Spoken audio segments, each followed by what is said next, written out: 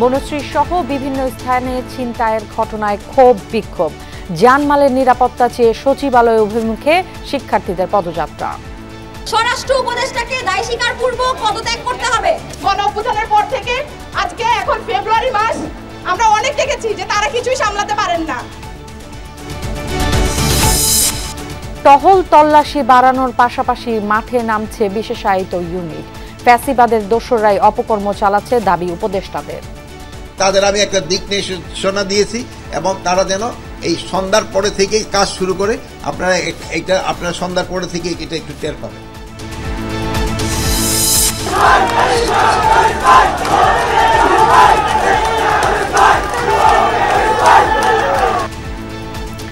দেশের কয়েক জেলায় বিএনপির সমাবেশ ঘিরে নেতাকর্মীদের উচ্ছ্বাস।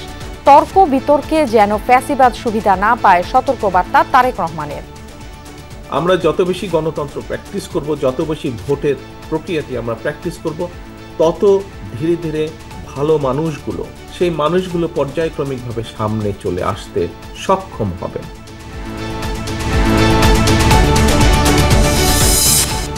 শিক্ষার্থীদের নতুন দল গঠনের ক্ষণ গণনা।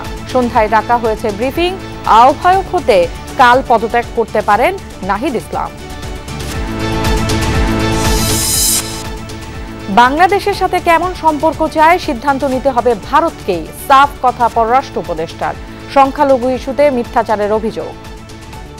আমাদের প্রাক্তন প্রধানমন্ত্রী যে ওখানে ভারতীয় আতিথেয়তায় থেকে যে বিভিন্ন কথাবার্তা বলছেন, এগুলি তো আসলে ক্ষতিকর, সম্পর্কের জন্য ক্ষতিকর।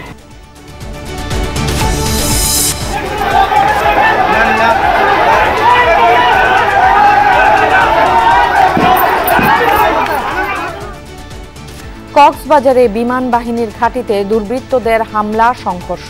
হাসপাতালে নেয়ার পথে যুবকের মৃত্যু। ইটের আঘাতে বাহিনীর 4 সদস্য আহত। বৈধ ও চোরাই পথে ডাম্পিং প্রাইসে সুতা ঢুকছে দেশে, অভিযোগ বিটিএম এর। গ্যাসের দাম বাড়ালে কারখানা বন্ধ ছাড়া উপায় থাকবে না। আমরা ফ্যাক্টরি বন্ধ করে দিলাম, এবার আপনারা গ্যাসের প্রাইস 80 টাকা করে দেন, সমস্যা নাই। এই শিল্পকে ধ্বংস করার জন্য আবার আপনারা গ্যাস বিল বাড়ানোর পায়তারা করছেন।